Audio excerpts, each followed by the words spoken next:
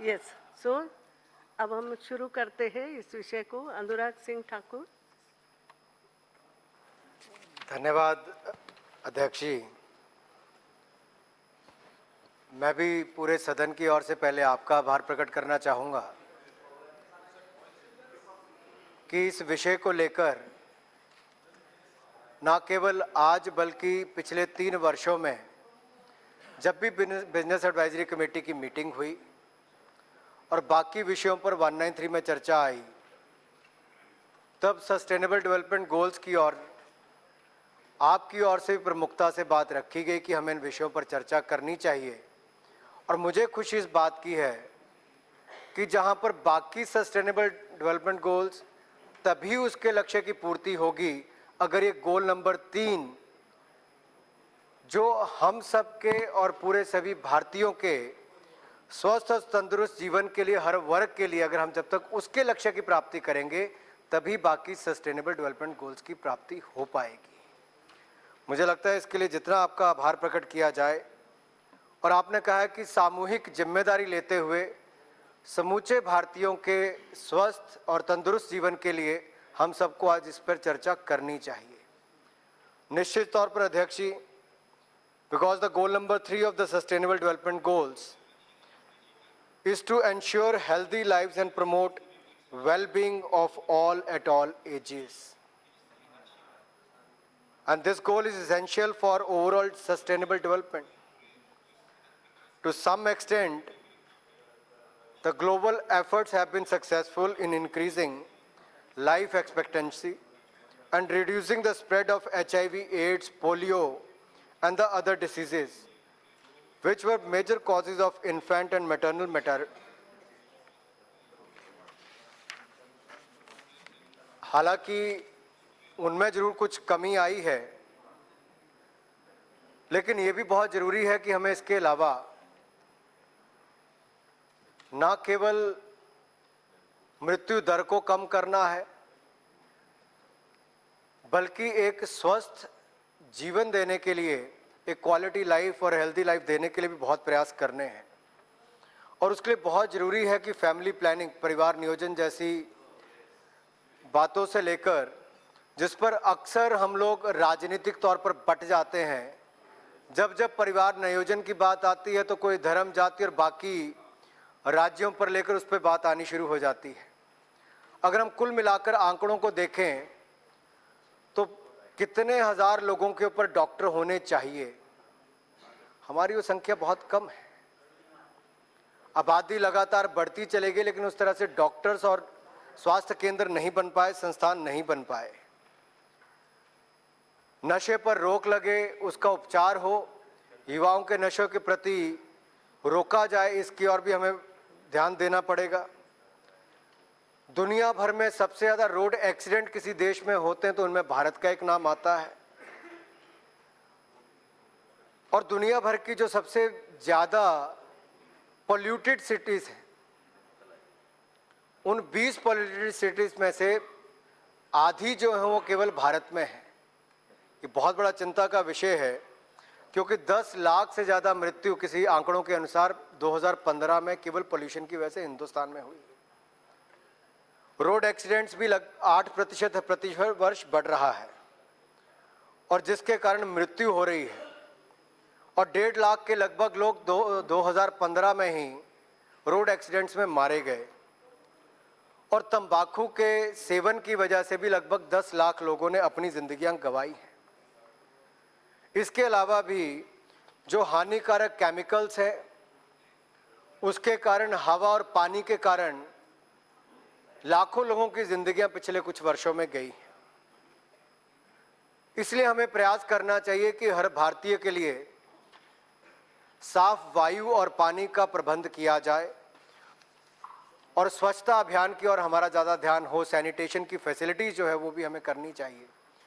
कम से कम आज़ादी के 70 वर्षों के बाद एक गरीब, असहाय,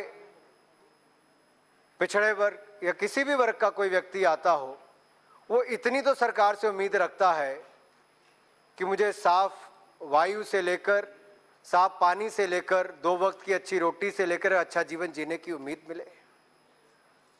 और कहीं ना कहीं इसी दिशा की ओर हमें बढ़ना है। और हमारे सामने बहुत सारी चुनौतियां हैं। दुनिया भर की अगर बीमारियों का बोझ देखें तो India account for more than 20% of the global disease burden, which is 1/5 of the global. India accounts for 27% of the all neonatal deaths and 21% of the all child deaths. यानी कि 28 साल से कम दिनों में मरने वालों की 27% और 5 साल से कम समय में मरने वालों की 21% आबादी भारत में है। ये बहुत परेशान करने वाले आंकड़े हैं। और अगर हम देखें कि tuberculosis, TB, diarrhoea, malaria, typhoid जैसी कम्युनिकेबल डिसीजेज की वजह से भी लाखों लोगों की मृत्यु प्रतिवर्ष होती है, और जिसका प्रमुख कारण सैनिटेशन और क्लीनिनेस से जुड़ा हुआ है। लेकिन जब इस देश के प्रधानमंत्री हाथ में झाड़ू लेकर देश की सफाई की बात करते हैं, देश के कोने कोने में गरीबों के लिए शौचालय बनाने की बात करते हैं, तो उस पर भी कई बार प्रश्न चिन्ह खड़ा करने का प्रयास किया जाता है। लेकिन प्रधानमंत्री जी सफाई से लेकर अच्छे स्वास्थ्य तक के लिए चिंतित हैं, और मुझे लगता है कि बहुत बड़ी पहल इस सरकार ने की है, जिसका हर किसी को स्वागत करना चाहिए। और यही नहीं, जो नॉन कम्युनिकेबल डिसीजेज है मैडम, उसका भी 52% जो है उसका बोझ भारत के कारण है, और 60% जो मौतें हैं वो भी नॉन कम्युनिकेबल डिसीजेज हैं, जिसके कारण ये होता है। और जो चिंताजनक बात है कि जो मधुमेह की बीमारी है, डायबिटीज जिसको हम कहते हैं, लगभग 6.5 करोड़ हिंदुस्तानियों में उसको पाया गया। ये तो वो हैं जिनके अंदर डायग्नोज किया गया, जो अब तक डायग्नोज नहीं किए गए तो इसकी एक बड़ी तादाद है। इसके कारण क्या है? और ये जो नॉन कम्युनिकेबल डिसीजेज हैं, इसका कितना बोझ आने वाले वर्षों में हमारे ऊपर पड़ने वाला है? एक अनुमान के अनुसार 2030 तक $6.2 ट्रिलियन का 2030 तक इसका प्रभाव हमारे ऊपर पड़ेगा, लगभग $6 लाख करोड़ का प्रभाव, हमारी जीडीपी का 3 गुना ज्यादा। और ये हम सबके लिए चिंता का विषय है। लेकिन एक और बड़ा चिंता का विषय ये भी है कि जहां ब्रिक नेशन में बाकी देशों के बराबर अपने आप को देखते हैं, वहीं पर भारत बहुत पीछे रह जाता है। जब हम life expectancy, IMR, MMR, under 5 mortality rate की बात करते हैं, इन पैरामीटर्स पर भी हम पीछे हैं। और यहाँ तक कि जो बच्चे जिनको कुपोषण की बात करें या उनका वजन कम आयु की उम्र के हिसाब से 5 साल से कम वाले, तो उसमें तो हम सब सहारन अफ्रीका जो है उसके भी हम पीछे रहते हैं कई जगह। इसलिए कहीं ना कहीं हमारी आंखें खोलने वाले आंकड़े हैं और इस पर चिंता करने की आवश्यकता है। बांग्लादेश को जहां पर हम जीडीपी ग्रोथ रेट में अपने बहुत पीछे छोड़ जाते हैं, लेकिन बहुत सारे मापदंडों में स्वास्थ्य के क्षेत्रों में वो हमसे आगे हैं। जहां तक हेल्थ केयर इंस्टीट्यूशंस की बात हिंदुस्तान में की जाए, तो वहां भी भारत और इंडिया का जो अंतर है, जो हुक्मदेव जी कई बार कहते हैं, वो अंतर देखने को मिलता है। That there is a strong bias between rural India and urban India. 80% doctor और 75% डिस्पेंसरी जो है, और 7% अस्पताल जो है मैडम, वो केवल शहरों में है, लेकिन 70% आबादी ग्रामीण भारत में रहती है। शायद इसीलिए माइग्रेशन जो है वो गांव से शहर की ओर इसीलिए ज्यादा हो रही कि वहां पर आज भी सड़क, शिक्षा, स्वास्थ्य जैसी सुविधाओं की कमी है। और क्या कारण है कि कई सरकारें जो राज्यों में डॉक्टर्स की नियुक्ति करना चाहती है, लेकिन डॉक्टर की भारी कमी रहती है। माननीय स्वास्थ्य मंत्री नड्डा जी हिमाचल प्रदेश में भी लंबे समय तक स्वास्थ्य मंत्री रहे, इनका अपना अनुभव है। उस समय भी प्रयास किए गए हमारी सरकार के समय कि ज्यादा इंसेंटिव्स देके ज्यादा डॉक्टर्स को यहां पर बुलाया जाए, ताकि ग्रामीण क्षेत्रों में रहने वाले, पहाड़ी क्षेत्रों में रहने वाले लोगों को अच्छी स्वास्थ्य की सुविधाएं मिल सके। उसका कुछ लाभ मिला इंसेंटिव्स देने का, लेकिन जितने उम्मीद हमारी थी, जितनी अपेक्षाएं थी, उतना नहीं हो पाया।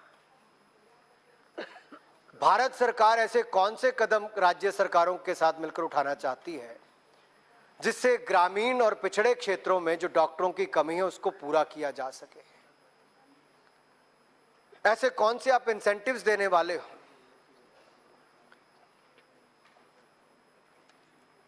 Because as per the recent studies, there is a high shortfall of doctors, specialists and surgeons. और उसमें देखा जाए मैडम, जो शॉर्टेज है, शॉर्टफॉल है, वो 83.4% सर्जन्स की है, 76.3% गायनोकोलॉजिस्ट की और 83% फिजिशियंस की, 82.1% पेडिट्रिशियंस की। असमानता केवल शहर और गांव में इस तरह भी है कि स्वास्थ्य केंद्रों को लेकर भी है। जो आउटकम है इन हेल्थ इंस्टीट्यूशंस में, वो भी एक राज्य से दूसरे राज्य तक अंतर है, उसमें एक शहर से दूसरे शहर में अंतर है, एक अस्पताल से दूसरे अस्पताल में अंतर है, क्योंकि इसके ऊपर भी निर्भर करता है कि कितनी बड़ी बिल्डिंग, नहीं उस बिल्डिंग के अंदर कितने डॉक्टर, नर्सेज और बाकी मेडिकल प्रैक्टिशनर्स उसके अंदर है। और इसी वेरिएशन के कारण ये लगातार पूरे देश में देखने को मिलता है। इन्फेंट मोर्टेलिटी रेट की जब हम मैडम बात करते हैं तो मुझे प्रसन्नता इस बात की है बताते हुए कि लगातार इसमें प्रयास हुआ है और ये लगातार 58 से कम होते होते अब जाकर 38 पर आया है। लेकिन केरल जैसे राज्य में जहां केवल 12 है, वहीं पर कई बड़े राज्यों में 52-54 तक जाकर है। तो राज्य की सरकारें भी इस दिशा में क्या कदम उठा रही हैं? क्या वो नवजात शिशुओं के लिए या उनको बचाने की जिम्मेदारी हम सबकी नहीं बनती है? लेकिन लगातार ऐसे प्रयास हुए हैं जहां पर स्वास्थ्य की सुविधाओं को और अच्छा किया जाए, लेकिन बहुत सारे राज्य ऐसे हैं जिनको बीमारू श्रेणी में लिया जाता है, चाहे वो उड़ीसा हो, यूपी हो, बिहार हो, छत्तीसगढ़ हो। स्वास्थ्य के क्षेत्र में अभी एक वीडियो टीवी पर दिखाया गया, एक व्यक्ति के पत्नी की मृत्यु उड़ीसा में हो गई, वो अपने कंधे पर उठाकर उसको घर तक छोड़ने जा रहा था। आखिर ऐसी व्यवस्था भी हम ना कर पाएं कि वो लाश को लेकर भी अपने परिवार के सदस्य को अकेला पीठ पर उठाकर जा रहा है।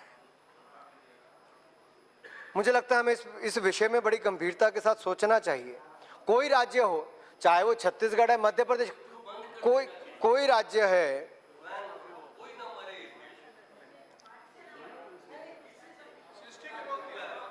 इसका एक बड़ा कारण मैडम ये भी है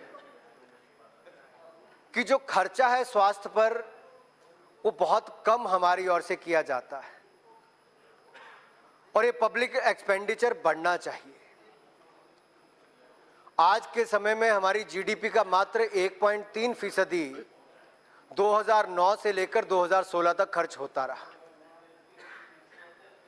लेकिन 2017-18 के बजट में बजट का 2.2% पैसा खर्च किया गया और 2016-17 का जो रिवाइज्ड एस्टीमेट था उससे 23% ज्यादा पैसा इस बार के बजट में हमारी सरकार ने रखा। उसके लिए मोदी सरकार का मैं बहुत बहुत आभार प्रकट करता हूं कि 48,853 करोड़ रुपया इन्होंने स्वास्थ्य के लिए रखा है। लेकिन ये अभी भी कमी है। चाइना में जहां 3.1% खर्च किया जाता है, ब्राजील में 4.7% खर्च किया जाता है। इकोनॉमिक सर्वे के हिसाब से हमने 2025 में 2.5% खर्च करने का लक्ष्य रखा है, लेकिन 2.5% मुझे लगता है उस समय के लिए कम है। इसके लिए देश की अगर विकास दर लगातार बढ़ेगी नहीं तो हम यहाँ पर खर्चा ज़्यादा नहीं कर पाएंगे।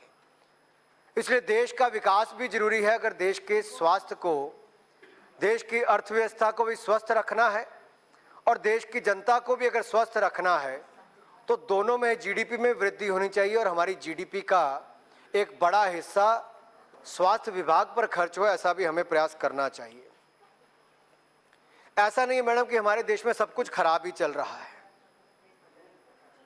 मुझे लगता है जहां क्रेडिट सरकारों को देना चाहिए, जो पहले की और आज की सरकारें, वो भी देना आवश्यक बनता है। We have eradicated smallpox, guinea worm, WHO has declared India polio free and free of maternal and neonatal tetanus. The spread of HIV/AIDS has been contained. Life expectancy at birth has gone up from 32 years in 1950 to 67 years in 2014. यानी कि 1950 में जब हम केवल 32 साल तक की जीवन आयु का सोचते थे, आज वो 67 साल तक पहुंचा है, तो कई वर्षों में इस पर काम हुआ है।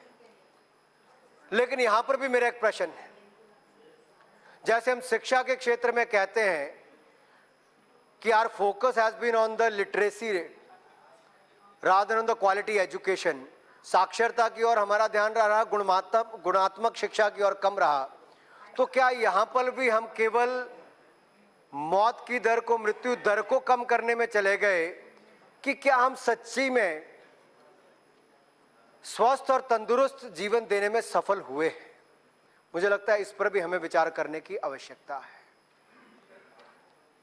क्योंकि आज भी अध्यक्ष जी आप देखिए बड़ी विचित्र परिस्थिति है, जहां पूरे देश भर में हम देखते हैं कि कुपोषित बच्चे बहुत बड़ी संख्या में हैं। और जब मैं सब सहारण अफ्रीका की बात करता हूं, हम उससे पीछे रह जाएं तो एक बड़ी दुर्भाग्य की बात है। लेकिन दूसरी ओर आंकड़े बताते हैं, चाहे वो अडल्ट हो या बच्चे हों, तो वहां पर मोटापे के कारण भी इस देश में लाखों नहीं करोड़ों लोग उसके कारण आज जूझ रहे हैं। तो क्या हमारे खाने पीने की, हमारे जीवन शैली जो है वो इतनी खराब हो चुकी है कि एक और हम कुपोषण का शिकार हैं, दूसरी ओर हम मोटापे का शिकार भी हैं, एक और हम डायबिटीज या हार्ट अटैक के कारण मर रहे हैं और दूसरी लोग भूख के कारण मर रहे हैं।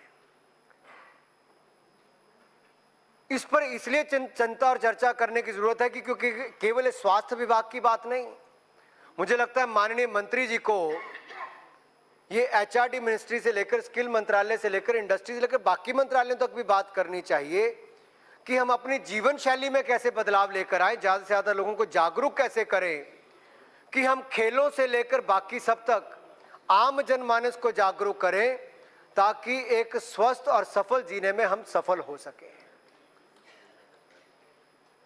क्या इस दिशा में क्या आपका मंत्रालय कोई कदम उठाने वाला है? और मैं एक युवा होने के नाते कहना चाहता हूं, HIV/AIDS के विषय को लेकर पिछले 8 वर्षों में जो हमने NACO में काम किया है, हमने देश भर के बहुत सारे सांसदों ने लोगों के बीच में जाकर जागरूकता अभियान चलाए। मैडम, मैल न्यूट्रिशन के बारे में कोई चर्चा नहीं करता था। सुप्रिया सूले जी, शाहनवाज हुसैन जी, सचिन पायलट जी, जय पांडा जी, कलिकेश, मैं, हम ऐसे कई युवा सांसद 14वीं 15वीं लोकसभा में हम लोगों ने आपस में ग्रुप बनाया। कुपोषण की चिंता को लेकर हमने कुछ और लोगों के साथ बैठना शुरू किया और उस पर एक रिपोर्ट इंडिपेंडेंट तौर पर हम लोग लेकर आए, ताकि कुपोषित बच्चों को हम किस तरह से उनके लिए काम कर सकें। और उस समय की सरकार ने और अब की सरकारों ने भी उस विषय में काम किया, क्योंकि सांसदों ने 2 कदम आगे बढ़कर अपना योगदान दिया था। और इसीलिए आज जो आपने आग्रह किया है, मैं आज इस सदन में कहना चाहता हूं, जो प्रधानमंत्री जी ने कहा है कि टीबी फ्री इंडिया, टीबी मुक्त भारत 2025 तक हो, उसके लिए भी भारतीय सांसद 8 अप्रैल को बॉलीवुड की टीम के साथ मैच खेलने जा रही है क्रिकेट का, ताकि एक जागरूकता अभियान पूरे देश भर में चलाया जा सके और भारत को टीबी मुक्त किया जा सके। उसके लिए भी हम आपका सहयोग चाहेंगे। अमिताभ बच्चन जी ने उस पर भी आज एक ट्वीट किया है कि मैच होने वाला है, और उसके लिए जागरूकता जब बाकी लोग सब मिलकर करेंगे तो आप भी करें, तो उसका लाभ जागरूकता फैलाने में हम सबको मिल पाएगा। और उसमें आज मैडम परिस्थितियां ये हैं, जो मैं कह रहा था कि शहरों में अधिकतर डॉक्टर्स, अस्पताल, डिस्पेंसरी सब शहरों में ज्यादातर 80% है, गांव में नहीं है। और कई जगह तो नीम हकीम वैद्य से काम चलाना पड़ता है। और कहीं ना कहीं शहर और गांव की ये खाई बहुत बढ़ गई है। इस खाई को कम करने की जरूरत है। अर्बनाइजेशन के कारण माइग्रेशन पर भी एक बहुत बड़ा उसका दर्द देखने को मिलता है। दिल्ली वाले कहते हैं कि बाकी देश के लोग यहाँ पर आकर बसने शुरू हो गए, मुंबई के लोग वहाँ पर कहते हैं कि उत्तर भारतीय ज़्यादा आने शुरू हो गए। लेकिन सच्चाई ये है कि रोजगार से लेकर स्वास्थ्य, शिक्षा और बाकी सुविधाएं अगर शहरों में होंगी तो गांव और पिछड़े क्षेत्रों में कौन रहेगा? और जब पढ़ा लिखा नौजवान डॉक्टर जो ग्रामीण पृष्ठभूमि से आता है, वो डॉक्टर बनने के बाद भी गांव में इसलिए नहीं जाना चाहता कि उसकी पत्नी, उसके बच्चों के लिए वहां पर सुविधाएं नहीं है। तो क्या हम उनके लिए सुविधाएं वहां पर दें, इंसेंटिव्स वहां पर दें कि वो वापस जाकर सेवा कर सके और गांव में रहने वालों को भी उचित लाभ मिल सके, स्वास्थ्य सुविधाएं मिल सके। इसलिए इन दोनों को देखकर हमें कुछ ना कुछ इंसेंटिव बेस्ड इसको कार्यक्रम को करने की जरूरत है, क्योंकि आज भी 8 करोड़ परिवार ऐसे हैं जो गरीबी रेखा के नीचे हैं, लगभग 40-50 करोड़ लोग। और मैडम, हर वर्ष लगभग 5 करोड़ लोग, बड़ा कारण यह है गरीबी रेखा के नीचे आने के लिए कि जब उनको किसी स्वास्थ्य केंद्र पर उपचार कराने के लिए जाना पड़ता है तो डॉक्टर पहले कहता है कि आप फीस जमा कराओ, बाद में आपका इलाज किया जाएगा, नहीं तो तब तक आपका इलाज नहीं किया जाएगा। उस गरीब असहाय का क्या कसूर जो अपने परिवार का पेट नहीं भर सकता, 2 वक्त की रोटी नहीं कमा सकता, और जब इलाज करवाने के लिए जाता तो उसको पर्याप्त सुविधाएं राज्य में और यहां पर नहीं मिल पाती। यहां पर बहुत सारे सांसद हैं जिनका अधिकतर समय इसलिए जाता है और वो सदन में इसलिए नहीं बैठ पाते कि उनके अपने क्षेत्रों से लोग आते हैं कि एम्स में आकर उनको एक बेड मिल जाए, बेड नहीं मिल पाता, लेकिन वो जीवन उनका चला जाता है, मृत्यु हो जाती है। हम अपने आप को इतना असफल और असहाय महसूस करते हैं कि हमारे क्षेत्रों से एक व्यक्ति इतनी उम्मीद लेकर पूरी पूरी रात बस में बैठकर, 2-2 दिन ट्रेन में बैठकर इसलिए देश की राजधानी में आता है कि मैं देश की राजधानी में आ रहा हूं, यहां तो मेरा इलाज हो ही जाएगा, मैं तंदुरुस्त होकर वापस चला जाऊंगा। पर कितने लोग वापस स्वस्थ होकर जाते हैं? मुझे लगता है बाकी सांसदों की भी ये दिक्कत होगी कि नहीं? सबकी है। और शायद यही कारण है अध्यक्ष जी कि बार बार दबाव, हर सेशन में दबाव आता है कि मेरे यहां पर या तो पीजीआई खुले या एम्स अस्पताल खुले। मैं अपने मित्र निशिकांत दुबे जी को देख रहा था, पिछले 3 साल से झारखंड में एम्स लेने के लिए लगातार भाग रहे थे। मुझे प्रसन्नता है इस बार गुजरात और झारखंड को भी एम्स मिल गया। 2014 में मैं जब सांसद बन के आया तो मैं भी बड़ा भाग दौड़ मैंने पहले 3 महीनों में की कि सबसे पहले मैं अपना एम्स ले लूं। और मैं धन्यवादी हूं मोदी जी का, प्रधानमंत्री जी का और वित्त मंत्री अरुण जेटली जी का कि उन्होंने पहले ही बजट में हिमाचल प्रदेश को, मेरे लोकसभा क्षेत्र को एम्स अस्पताल दिया। और मेरे लिए उससे बड़ी और प्रसन्नता की बात थी कि कुछ महीनों के बाद हमारे अपने प्रदेश से नड्डा जी हमारे स्वास्थ्य मंत्री बने। लेकिन अध्यक्ष जी 3 वर्ष हो गए, वो एम्स अस्पताल केवल कागजों में चल रहा है, कहीं और नहीं चल पा रहा। इसमें इनका कोई कसूर नहीं है, स्वास्थ्य मंत्री जी का। राज्य की सरकार की ओर से भूमि नहीं मिलना, क्लियरेंस नहीं आना, और केवल एक प्रोजेक्ट की बात नहीं, सेंट्रल यूनिवर्सिटी हो, ट्रिपल आईटी हो, हाइड्रो इंजीनियरिंग कॉलेज हो, एम्स अस्पताल हो, सारे प्रोजेक्ट्स को लेकर केंद्र ने बजट में 3-3 बार प्रावधान कर दिया, लेकिन राज्य की सरकारें सोई रहेगी तो केंद्र भी क्या करेगा? और मुझे कहते हुए इसलिए दुख होता है अध्यक्ष जी, शिमला जो अंग्रेजों के समय समर कैपिटल मानी जाती थी, हमारे प्रदेश की उस राजधानी में आज भी साफ पानी पीने का नहीं मिलता, और साल भर पहले वहां सैकड़ों लोगों की मृत्यु होने की नौबत आ गई तो गंदे पानी के कारण आई। हम गरीब की बात करते हैं, हम एक प्रदेश की राजधानी में साफ पानी नहीं दे पाए। अंग्रेजों के समय की चलती पानी की स्कीम आज तक चल रही है।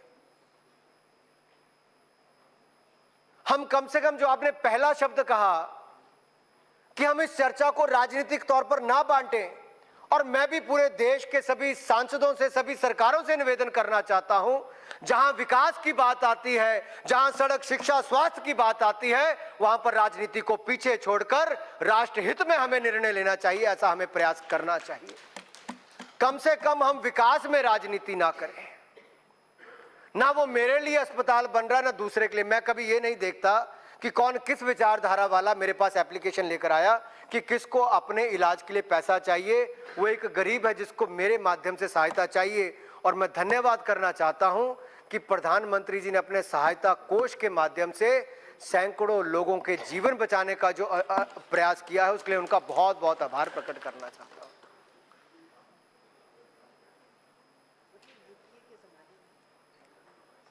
एक कहा गया यूनिवर्सल एक्सेस टू हेल्थ। अभी जेटली जी जीएसटी के बिल पे एक बहुत बड़ी बात कर रहे थे, ट्रांसपेरेंसी, अकाउंटेबिलिटी, बाकी सब मैं उस पर नहीं जाऊंगा। प्रैक्टिकल क्या है देना? क्या हमारे देश में इतना पैसा है कि ये सब दिया जा सकता है, कि हमारे प्लानिंग की कमी है? क्या हम सिस्टम को अकाउंटेबल बना पा रहे हैं कि नहीं बना पा रहे हैं? मुझे प्रसन्नता इस बात की, जितना पैसा विभाग को दिया गया, मंत्रालय को दिया गया, माननीय मंत्री जी आपको बधाई कि आपके विभाग ने वो सारा पैसा खर्च किया है और इसीलिए 23% की वृद्धि इस बार के बजट में भी की गई है। अभी बहुत ज्यादा की आवश्यकता है। मैडम, केंद्र से पैसा जाता है, बिल्डिंगें बन जाती हैं, लेकिन केंद्र की सरकार दूसरी जिम्मेदारी राज्यों के ऊपर छोड़ देती है कि डॉक्टर आप रख लो, नर्स आप रख लो, बाकी कंपाउंडर आप रख लो, बाकी सब आप रख लो, मेल हेल्थ वर्कर रख लो, फीमेल हेल्थ वर्कर रख लो। राज्य वहां पर विफल हो जाते हैं। बहुत सारी केंद्र की योजनाएं इसलिए विफल हो जाती हैं कि केंद्र का पैसा चला जाता है, राज्य सरकार उतना पैसा नहीं डाल पाती। अगर जीएसटी पर राज्य और केंद्र की सरकार इकट्ठा आकर एक अहम निर्णय देश के हित में ले सकते हैं, तो यूनिवर्सल एक्सेस टू हेल्थ ये देने के लिए क्या देश और प्रदेश की सरकारें इकट्ठी नहीं आ सकती? क्या आधारभूत ढांचा बनाने के साथ साथ डॉक्टर्स और नर्सेज और बाकी जिम्मेदारियां हम इकट्ठे मिलकर नहीं ले सकते? और इकोनॉमिक सर्वे में जो कहा गया कि यूनिवर्सल बेसिक इनकम, उस पर माननीय मंत्री जी का क्या विचार है? क्या सरकार इसकी ओर कोई विचार कर रही है कि कम से कम इतनी आमदन हर व्यक्ति की हो कि वो अपने पैसे से अपनी हेल्थ इंश्योरेंस करवा सके, ताकि किसी भी डॉक्टर अस्पताल में वो जाए तो किसी डॉक्टर की इतनी हिम्मत इस देश में नहीं होनी चाहिए कि पहले पैसा जमा कराओ फिर तुम्हारा इलाज करूंगा, पहले इलाज हो पैसा बाद में आता रहे। ऐसा प्रयास हमें इस देश में करना चाहिए। और ये सब करने के लिए हमें कहीं ना कहीं यूनिवर्सल बेसिक इनकम की ओर जाने की आवश्यकता है। लेकिन कितने लोगों की इंश्योरेंस है? 80% लोगों की इंश्योरेंस नहीं है। और 80% लोग ऐसे हैं जिनकी बीमारी के कारण जो गरीबी रेखा के नीचे आते हैं। इसलिए अध्यक्ष जी, जो नेशनल रूरल हेल्थ मिशन में भी 10,000 रुपया डीडीटी के छिड़काव के लिए दिया जाता था। मुझे नहीं पता कितने सांसदों ने आज तक जाकर पूछा होगा कि क्या हर पंचायत में छिड़काव हो गया। और उसमें दिशा की मीटिंग में जाकर अवश्य पूछना चाहिए, क्योंकि बीमारी अधिकतर क्यों है? पानी के कारण या हवा के कारण, गंदगी के कारण। अगर हम आज भी नहीं जागेंगे, जागरूक नहीं करेंगे तो नहीं होगा। पैसा जाता है, क्या वो खर्च हो पा रहा है, नहीं हो पा रहा है, इस पर हमें चिंता करनी चाहिए। और मुझे पूर्ण विश्वास है 2022 में हम जब आजादी के 75 वर्ष मना रहे होंगे, नड्डा जी अगले 5 वर्ष जब आप हेल्थ मिनिस्टर यहां पर होंगे, तो आपने क्या 75 वर्ष तक, आजादी के 75 वर्ष तक का लक्ष्य है, कोई लक्ष्य ऐसा रखा हुआ है कि अगले 5 वर्षों में हमें इस क्षेत्र में इन आंकड़ों को, इस लक्ष्य की प्राप्ति करनी है।